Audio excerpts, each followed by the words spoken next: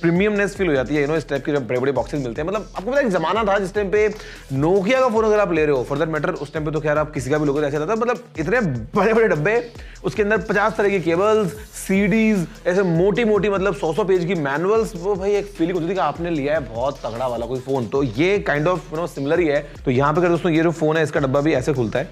क्या बात है, मतलब ऐसा लगता है अंदर आदमी बैठा हुआ धक्का दे रहा है, क्योंकि आपको लगता है ऑटोमेटिक सारा काम हो रहा है। सबसे पहले हमारे पास में रखा है ये फोन, पर्पल कलर में है ये फाइंड N2 फ्लिप, और पर्पल से भी मेरे को बहुत सारी बातें याद आई, आपको बताऊंगा वीडियो में आगे। इसके अलावा अगर हम देखते हैं ना तो यहाँ पे एकदम ऐसे नीटली चीजें प्लेस्ड हैं। सबसे पहले ये एक केबल है जो हमको यहाँ मिल जाती है रखी हुई। ये है एक 67 वॉट्स वाला सुपर वूक चार्जिंग अडेप्टर, और एकदम इसके साथ में ये जो सेक्शन है यहाँ पे हमारे पास में है एकदम क्लीन लेआउट के साथ में हार्ड शेल प्लास्टिक केस है, which is good for the protection. And एक और सेक्शन में हमारे पास में इतनी सारी चीजें मिल जाती हैं। सिम टूल है, और अगेन ये प्रीमियम फोन है ना, तो मतलब कोई प्रीमियम सर्विस, वारंटी वगैरह सारी बातें होंगी। ये पहली बार हो गया, ये गलती से डल गया क्या डब्बे में? हमको दो ये है, आई डोंट नो व्हाई। हो सकता है ना वहाँ पे जैसे डालते रहते हैं ना लोग, मैनुअली जो चीज़ें होती हैं तो गलती से दो डल गए होंगे। खैर यहाँ पे दोस्तों हम बात करते हैं इस फोन की ना, और अगर हम इसको हटाएं इसकी प्रोटेक्शन से बाहर,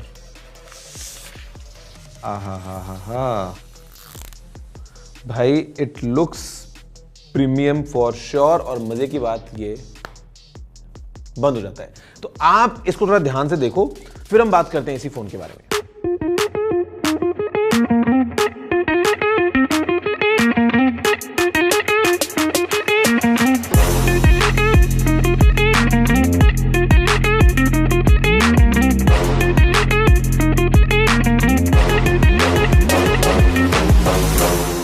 देखो अगर आपको कोई बोले कि ऐसा पर्पल कलर का फोन है जो कि ऐसे फ्लिप हो जाता है, तो दिमाग में सबसे पहले सैमसंग का ही नाम आता है, ऑफ कोर्स, बिकॉज सैमसंग ने बोरा पर्पल वाला जो निकाला था अपना फ्लिप 4, उससे पहले फ्लिप 3 वगैरह। मतलब this design kind of represents Samsung का जो फ्लिप लाइनअप है।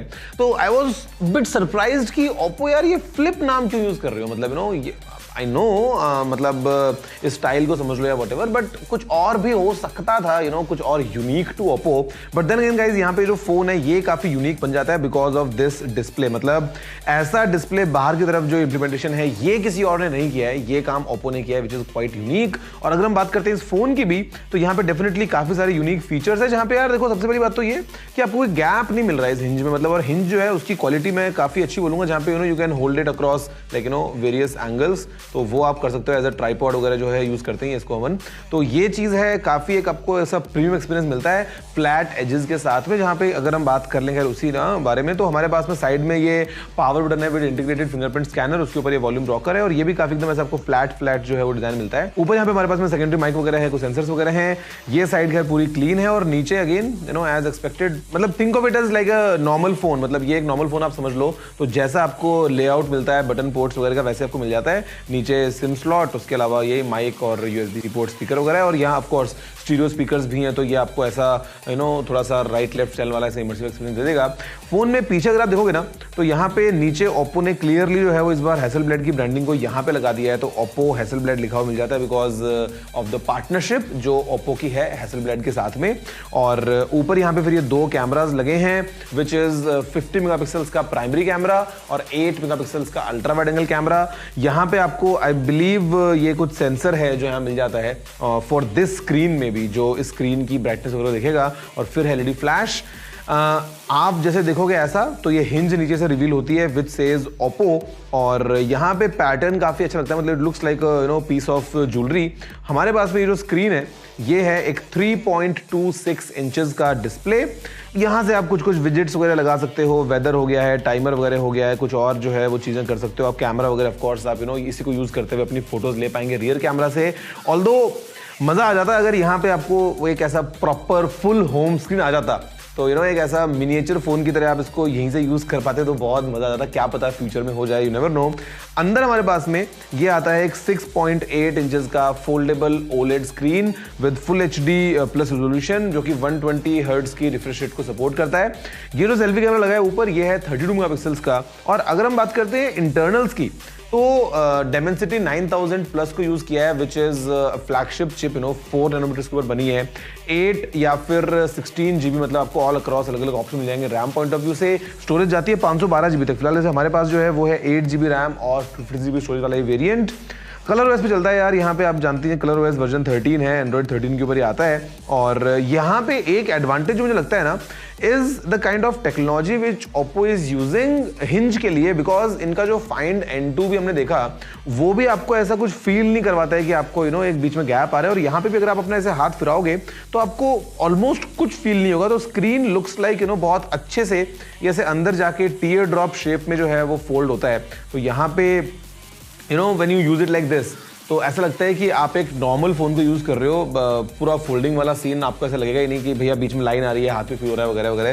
बिकॉज जो ये फॉर्म फैक्टर के फोन्स होते हैं ना, उसमें आपका हाथ ज्यादा बीच में जाता है ना वाइल स्वाइपिंग एंड स्टफ। जो बड़े वाले होते हैं आपके फोल्डिंग फोन्स, उसमें आप अक्सर हो सकता है क्रीज को इतना जो है अपने हाथ से फील ना करो, लेकिन यहाँ पे वो होती है। बट यहाँ पे ओप्पो ने काफी चीज ध्यान रखा है, और फोन जो है वो डेफिनेटली फ्लैगशिप फीचर्स तो हैं ही, और काफी सारे इंटरेस्टिंग ऑप्शंस लेके आते हैं इन टर्म्स ऑफ जो आप कैमरा यूज करते हो, यू कैन यूज दिस।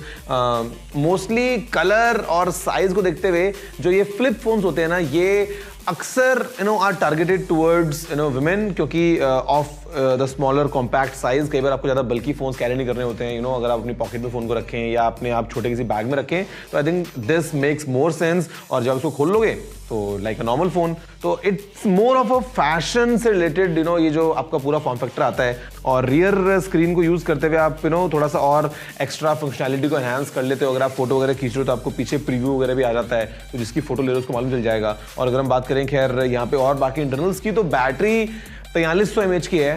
जिनको नहीं पता 4300 क्या होता है, वो होता है 4300, और ये 44 वॉट्स की चार्जिंग को सपोर्ट करती है।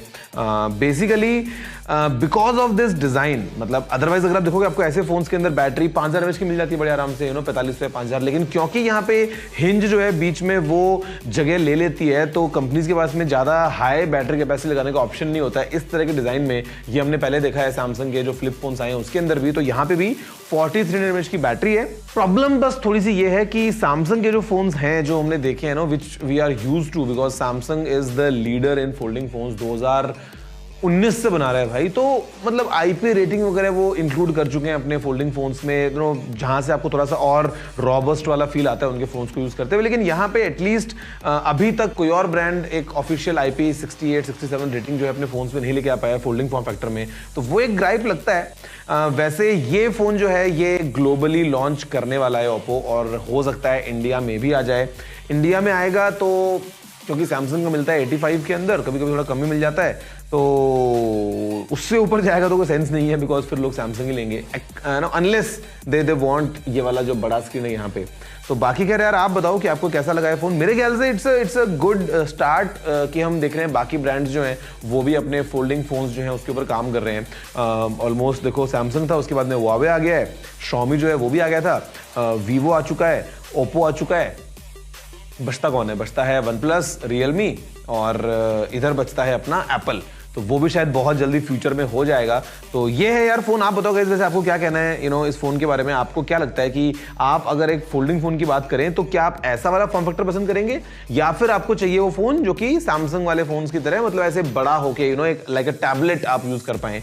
आप बताइए क्या है आपके सारा ओपिनियन इस फोन के बारे में। वैसे अच्छी बात यह है कि यहाँ पे फॉर एग्जांपल आप इसे क्विक टॉगल्स को यूज कर सकते हैं, यहीं से ही आपको जो है वो नोटिफिकेशंस दिख जाएंगे। तो कुछ चीजें तो अगर ओप्पो ने शामिल करी है, बट अगर एक फुल फ्लेजेड हो जाता ना मिनिएचराइजेशन यहाँ पे आपके होम स्क्रीन का, तो देखो मतलब मजा ही आ जाता। तो खैर मजा आपको इस वीडियो में आया होगा, अगर आया है तो लाइक शेयर जरूर कीजिए।